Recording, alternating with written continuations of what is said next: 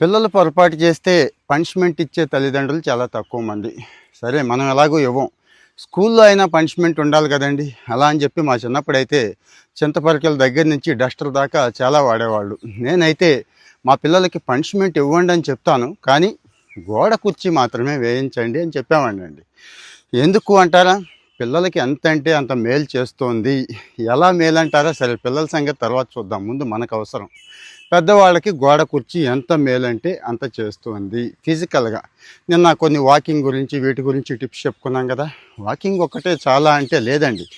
30-40 వచ్చేసరికి కీళ్ళ నొప్పులు కాళ్ళ నొప్పులు వచ్చేసి చాలామంది మోకాలు మార్పిడి ఆపరేషన్స్ విషయంలో హాస్పిటల్స్ ఏ రకంగా పెరిగిపోతున్నాయి, మన పరిస్థితి ఏంటి అనేది చూసుకుందాం. వీటన్నిటికీ ఏకైక పరిష్కారం ఏంటి అంటే నేను చెప్తుంది కాదు, ఫేమస్ రిపోర్ట్స్ ఏం చెప్పినా కానీ నేను అవన్నీ మీకు డీటెయిల్డ్గా చెప్తున్నాను. ఇంకా డీటెయిల్డ్గా చదువుకోవాలంటే లింక్ కూడా ఇస్తున్నాను. గోడ కుర్చీ అండి, గోడ కుర్చీ వేయండి అంతే, ఇంకంతకు మించి ఏమీ లేదు.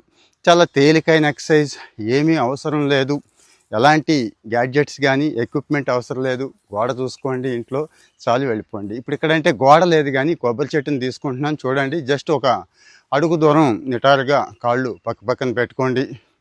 ఆటోమేటిక్గా బెండ్ అయిపోండి. వెనకాల గోడన అనుకోండి. కానీ కుర్చీ ఎలా ఉంటుందో అలా ఉండండి అంతే. ఎంతసేపు అంటారా? మీ ఇష్టం అండి. ముందు నిమిషం 2 నిమిషాలతో స్టార్ట్ చేయండి, తర్వాత 5 నిమిషాల దాకా తీసుకెళ్ళండి.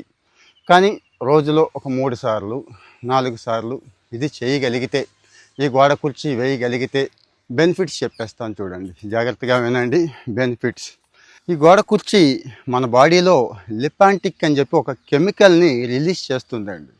రిలీజ్ చేయడంతో పాటు రోగ నిరోధక శక్తిని మామూలుగా కాదు బాగా పెంచుద్ది. బాడీ ఇన్ఫ్లమేషన్ కూడా తగ్గించేస్తుంది అని సైంటిఫిక్గా ప్రూవ్ అయింది. దాంతోపాటు ముఖ్యంగా తొడ కండరాలు ఎంత బలంగా ఉంటే అంత మంచిదండి. తొడ కండరాలు వీక్ అయిపోయే ఈ రోజున కనీసం నడవలేని పరిస్థితి. ఆ తర్వాత కీళ్ళ నొప్పులు, ఇంకా దాని గురించి ప్రత్యేకంగా చెప్పక్కర్లేదు, ఎంతమంది కీళ్ళ నొప్పులతో బాధపడుతున్నారు అనేది. వీటన్నిటికీ పరిష్కారం ఏంటి అంటే సింపుల్ గోడ కుర్చీ అండి. కుర్చీ సెలెక్ట్ చేసుకుందామా, గోడ కుర్చీ సెలెక్ట్ చేసుకుందామా, చాయిస్ మందే. 5-6 గంటలు కుర్చీ సెలెక్ట్ చేసుకోండి, ఒక 5 నిమిషాలు గోడ కుర్చీ సెలెక్ట్ చేసుకోండి. ఖచ్చితంగా హెల్తీగా ఉంటారు. ఏమి హెల్తీగా అంటారా? నడుం నొప్పులు ముఖ్యంగా అవి బాగా ఇబ్బంది పెడుతున్నాయి కదా. ఆ నడుం నొప్పుల నుంచి బయటకు వచ్చేయచ్చు చాలామంది. పొట్ట తగ్గే అవకాశం ఉంది. తిన్నది తేలిగ్గా జీర్ణం అయ్యే ప్రాబ్లం కూడా చాలామందికి ఉంది కదా, అది ఉంది.